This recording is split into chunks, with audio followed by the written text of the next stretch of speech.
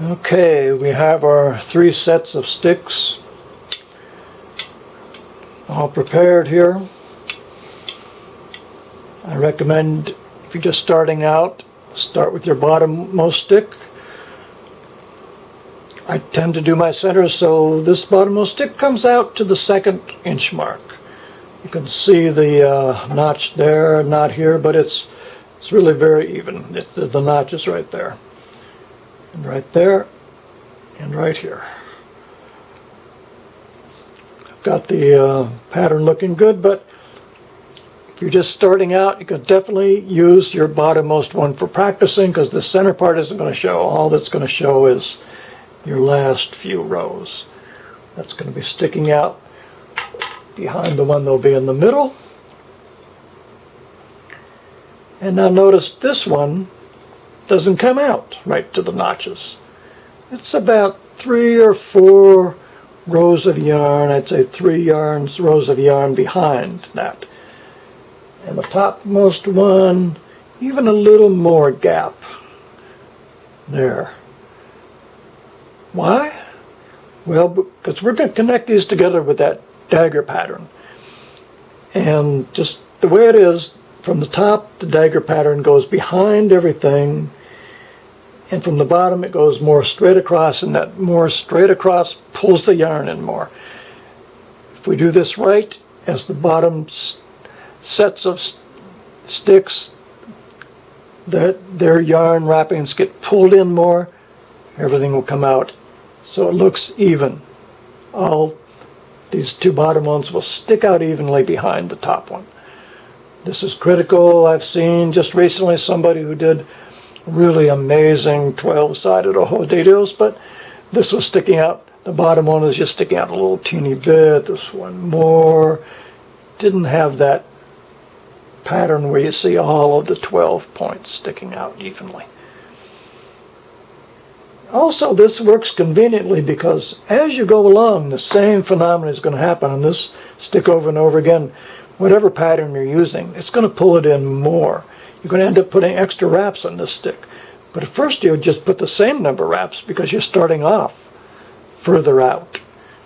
And it's going to pull it in to where they're going to, by the time you get to about here, maybe they'll be matched up evenly. And then you'll pay more attention to making your extra wraps when you need to.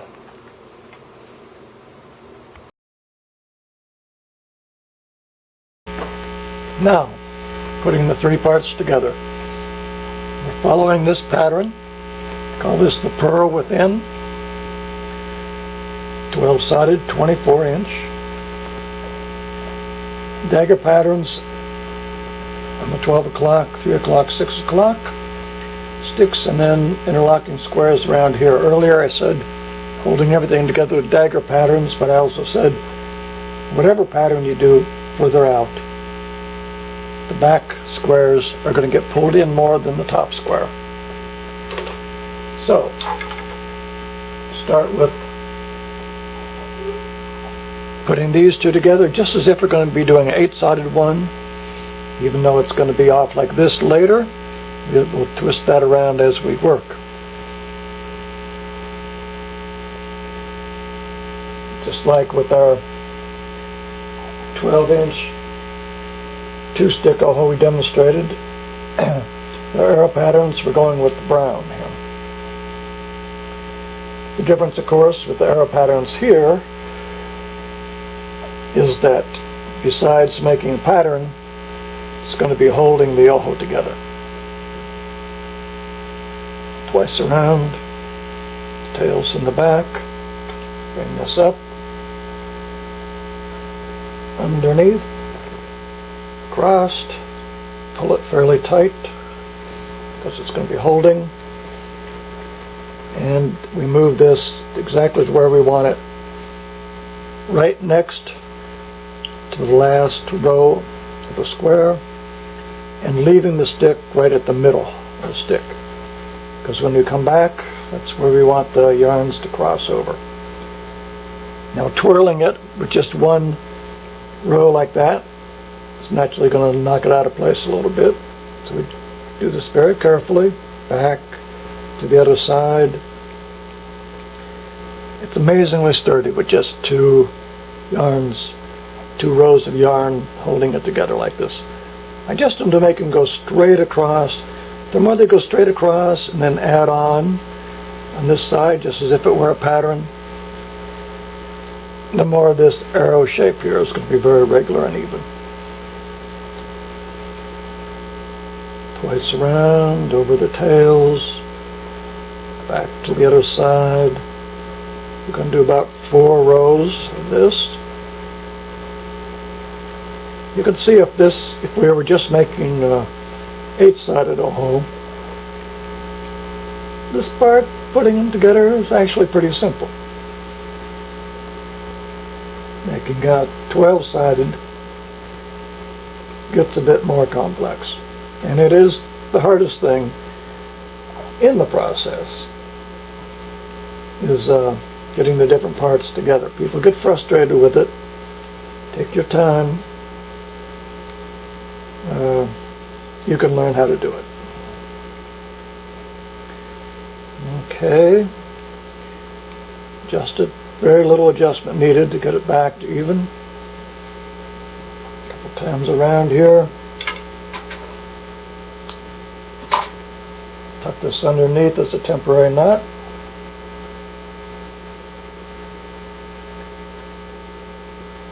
And we're ready to add on part number 2. Now the bottommost stick I like to have to the right of the topmost stick. The bottommost stick, as we work along, the bottommost stick and the topmost stick will definitely tend to get pulled together, but somehow it seems to me when it's off to the right it happens a little bit less. That's an adjustment we will need to be making, so over and over. Okay. I'm going to do this so there. I like to have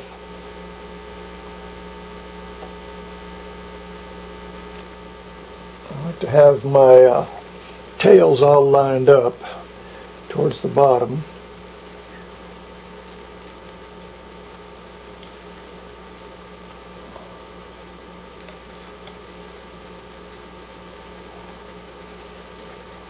Tie this on with a simple one tuck under, get the tail to the back. This, of course, is the tricky part. Holding with thumb and forefinger over to the other side. Whoops, I pulled the tail, pulled the wrap out.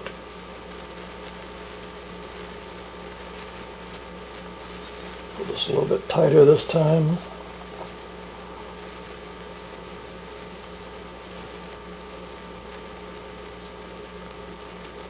Adjust things somewhat into place. They won't be getting locked into place for quite a while, so they will be flopping around.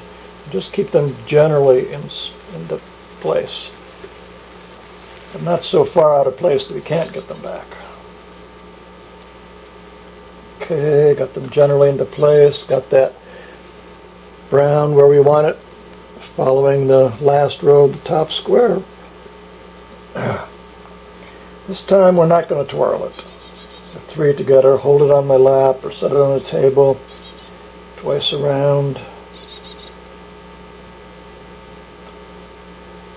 underneath, holding it like this again, to the other side.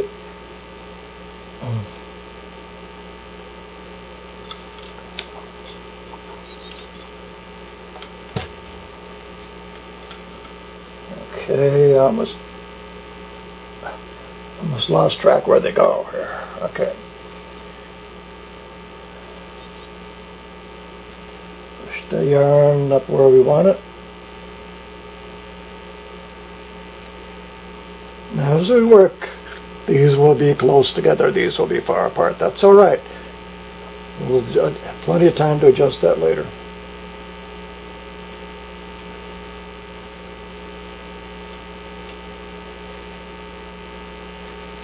slowly and carefully.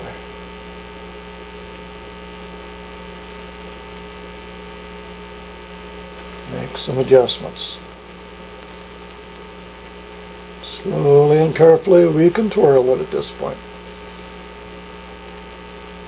If you're just not confident to do that, you can lay it on your table. Do it like I did the first couple of wraps. I like to twirl.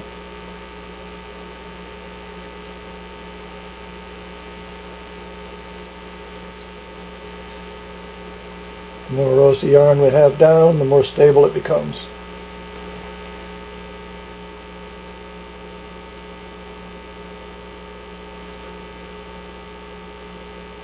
Okay, 3 times around.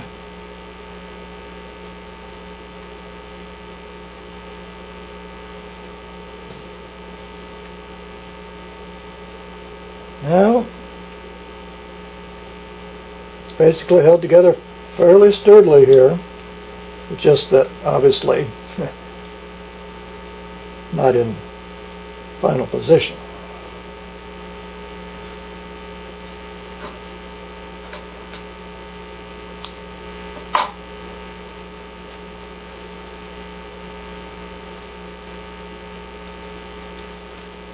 Make our adjustments. We're ready to start adding on our interlocking squares.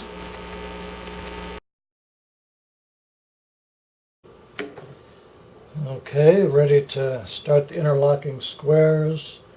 That will get it more and more held into position. Right now it's still flopping around a bit, but we make sure it's level this way, not tilted too much out of plane. These are more or less lined up, stacked straight on top of each other. Okay, we're going to use this reddish maroon color. As we work, one color at a time, we always go top towards the bottom. So we've done the top, the arrow patterns, now we do the next set down.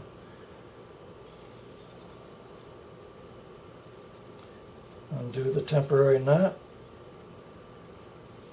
cut things short. Had a little redo there earlier, that's why I have a little knot in the yarn. It's an experiment doing these videos. I'll get more professional later. That annoying buzz sound on the last one. We're trying a different microphone on this one. Hopefully it'll work better. Also shutting off my speaker system I had nearby. Maybe that was interference. Okay, start again here.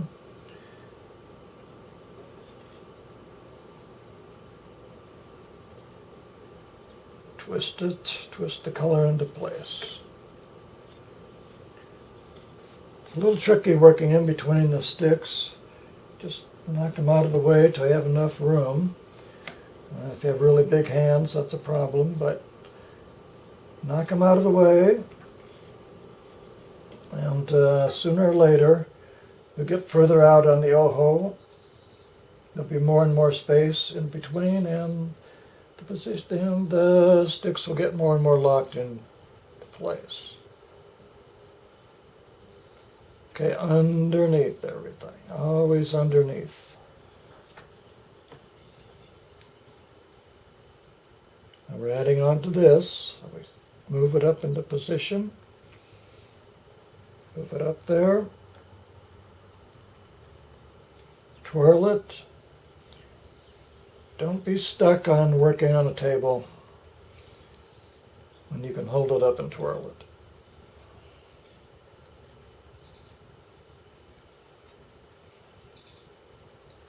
Underneath. So it might look like a complete chaos here. So we just keep rearranging things so they stacked evenly, so the points stick out evenly. Pretty soon that happens less and less. Getting once all the way around with this stage of the pattern will help considerably.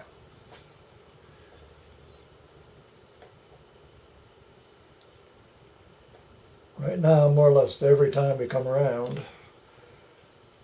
every time we get back to the front again, we're going to be making little adjustments. All right. Now it feels a lot more secure into place. That's what we want. Okay, over the tails, twice around.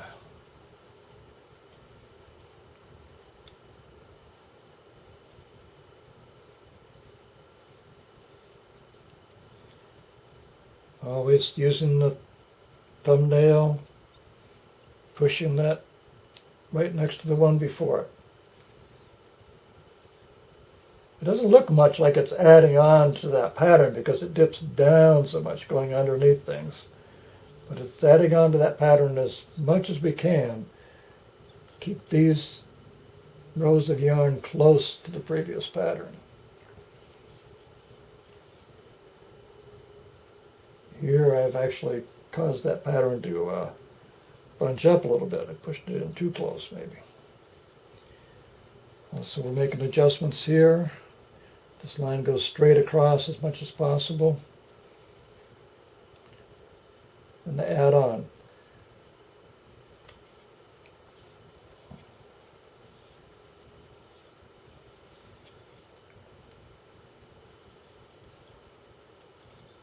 Going to do about 4 rows of this, I believe. 3 rows.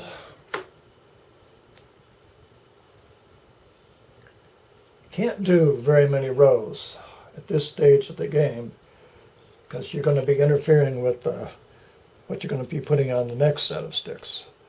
You go out more than just a fairly short, small number of rows. Advancing the pattern just a fairly short distance. That's all you can do right now.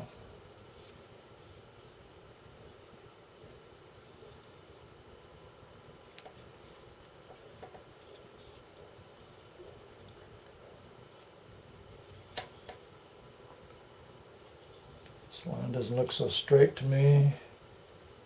It's fine.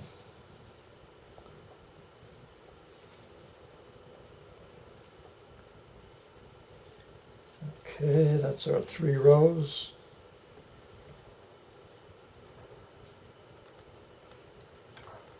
My scissors go, they fell on the floor.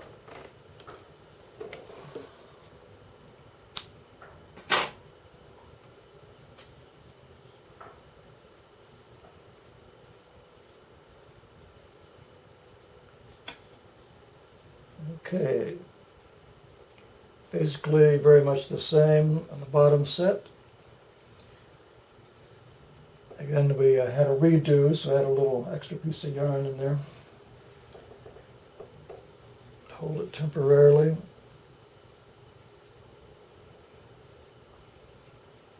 So, not very professional yet with my videos. I will do a whole nother oho some point. We're not too far in the future. Another 12-sided design. And we'll see if we can get these videos a little more professional. Maybe, just maybe, even I'll buy a dedicated video camcorder instead of using my Nikon point and shoot. It's a great point and shoot. It's not really made for making videos. That's just added on function. It works though. Okay.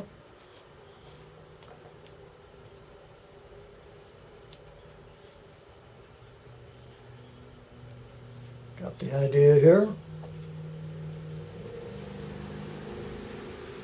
Next little video, on to the next stage.